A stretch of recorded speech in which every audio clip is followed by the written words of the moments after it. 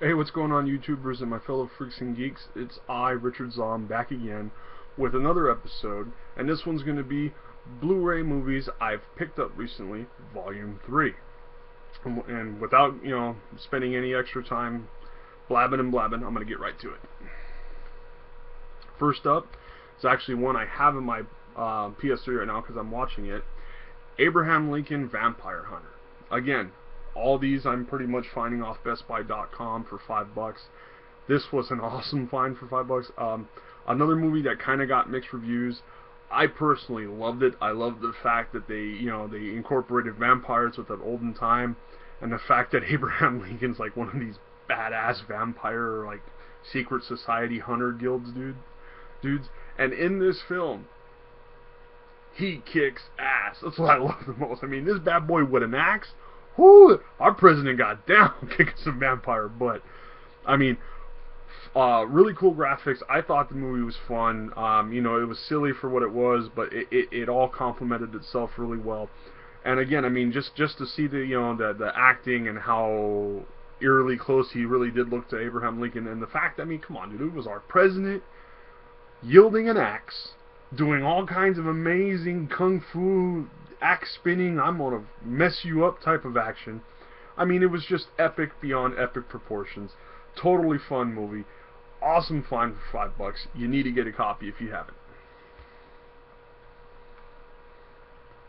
Okay, next one is a classic cop movie, and it's Nick Nolte and Eddie Murphy. And what I find funny is, if you guys notice on here, I think it's a typo because they put Eddie Murphy down for Nick Nolte, and then Nick Nolte down for Eddie Murphy. So that was a really fun typo to come across. I kind of cracked up about it, but it's an iconic, classic cop detective movie in 48 hours. I think they even have like a TV series about 48 hours. But it's just one of those really cool old school movie that's a personal favorite of mine, and $5, I couldn't pass it up. I had to grab it.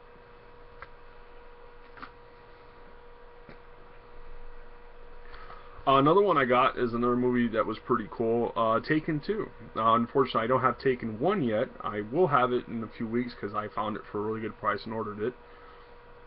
But I mean, Liam Neeson gets down again in his role of being this badass guy who can find you, and I will kill you.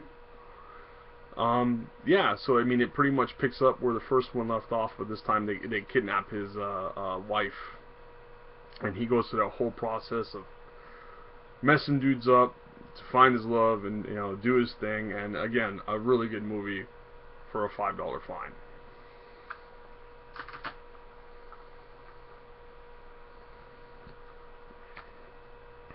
Jason Statham, The Transporter. Now these for me, these were awesome. These were like the fresh retake of badassness meets like new age James Bond. And pretty much he is the transporter. He's a driver who helps criminals out, but he has himself so meticulously set in his details, you don't deviate from the plan, or else shit's gonna go horribly wrong. And these movies, you notice, unfortunately for Mr. Statham, shit goes horribly wrong. But him being such the badass that he is, he handles those situations, knuckle to knuckle, fist to face, and he gets down. I mean, I love the whole part 1, part 2, part 3. But part 1 was the one that started it off. I mean, it reminds me of like the movie Drive, which I'll show you guys real quick. Movie Drive. It's kind of like the same premise. Driver, transporter. It's what they do. He'll pick you up, make sure you get away, make sure you have a good day. He'll pick you up, make sure you get away, make sure you have a good day. But if you try to fuck these guys over, they're going to kick your teeth down your throat. Because they're badasses like that. And I love that about these movies.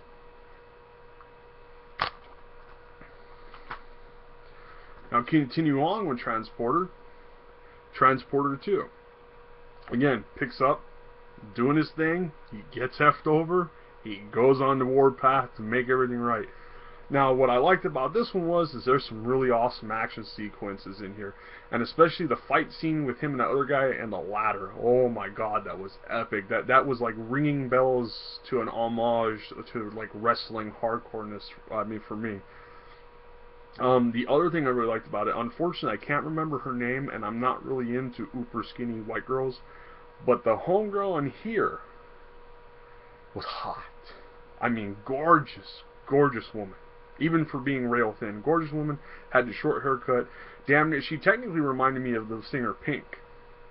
But in here, that girl, anytime a girl can rock, you know, walking down the street technically in bra and panties, rocking out 2 Uzis and clip dumping, I mean, there's no hotter scene than that. If I was able to find a poster of that screen capture frame, I would put it up, because it's worthy of being put up. But again, Jason Statham, Transporter, this is part 2. I don't have part 3 yet. I'm hoping to get it again in a couple weeks because I found an awesome deal. But you can't go wrong. It's a really good movie.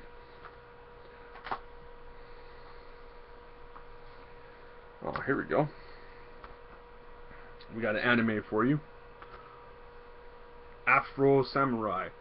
This is a fresh take on a awesome anime type, you know, situation. We've seen countless ones before with the samurais. You know, there's a vast abundance of awesome samurai Japanese anime, but this was a breath of fresh air, you know, from the creator. Hopefully, let me see if I can see his name real quick.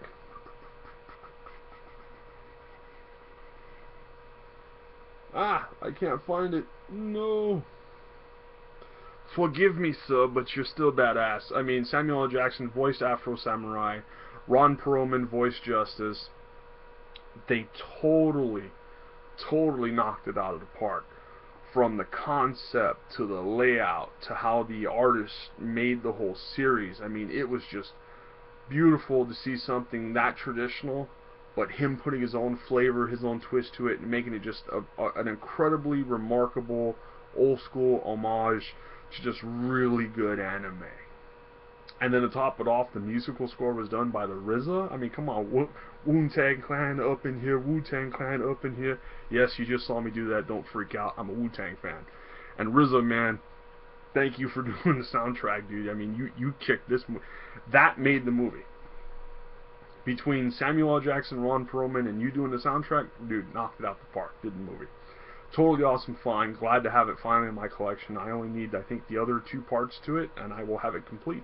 But I'm very happy. And just to let you know, the little tag on there, this is actually one I got from my local record store. It wasn't off BestBuy.com, but still got it for a good deal. I paid about $6.50 for it. Another one at my local record store. I'm surprised I'm going to throw it up in here, but it's a Blu-ray, so it deserves to. This is the 2011 Elimination Chamber, and on the front cover is the man of badassness himself, Edge. This was a really good wrestling pay-per-view, and it's hard for me to say that about WWE because their stuff nowadays is yeah, well, this stuff is good though. I mean, that Elimination Chamber match, you had Big Show, you had Kane, you had Drew, I think Drew McIntyre, you had Mysterio, Wade Barrett, and I think you also had, well, Edge, of course. Now, this I was impressed with because Drew McIntyre, I mean, he got down in this. I mean, he had some awesome spots. He was killing it all night. Wade Barrett had some really cool spots. He got put through some stuff. Amazingly enough, even though in his later career now he's not doing as well as he used to, just because, not because he doesn't want to, and I have all the belief that he's still an amazing performer, but because of his body being unable to keep up with him, I was thoroughly impressed with Rey Mysterio at this 2011 Elimination Chamber. He took some of the coolest, awesome, and most, I mean, detriment to your body bumps and spots. I mean, they were just really sick, but yet really clean with how well you can see him still be able to do his craft in certain ways. Totally stole the night. Amazing pay-per-view. Definitely recommend you guys add it to your collection. And again, I paid about $6.50 for it at my local record shop. Alright, now I got 2 more to go over with you guys, and this will be it for Volume 3 of my Blu-ray collection. iRobot. Now, again, I collect these, and this is a sci-fi type one. I was totally intrigued by it. I loved how they made the whole AI robots look, and how they made the futuristic setting. I loved it. Now, I am a Will Smith fan, but in certain categories, I didn't like him in the Omega Man remake. That was a horrible movie. I didn't like After Earth, even though I like sci-fi. I didn't like After Earth. There's just movies he does really well in, and then there's movies he does really bad in. And I mean, for me, I got this one because it was on that border, but the graphics and the layout of how they made the movie look outshadow me not really enjoying the storyline too much. But really clean, really cool. The graphics in it are amazing. It also brings to mind that I have to pick up a copy of Minority Report, because even though I'm not a big Tom Cruise fan, that was an awesome freaking movie simply for the graphics. But yeah, not bad for a $5 pickup, and this one was from BestBuy.com. Now the last one to go over, I got off of Amazon, and this is one I had been wanting for a while. Initially they had a different cover because it only came in a 3, but once they came out with the last movie, it came out in a 4. And that is the Underworld Legacy Collection. This was awesome.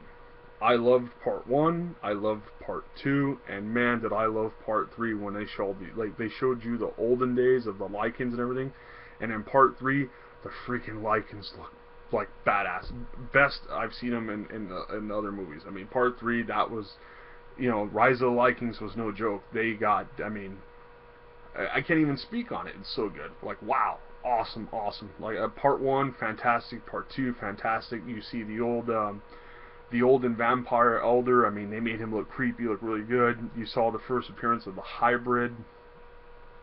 But when you get to Underworld Awakenings, now, Kate, I love you, honey. You did awesome.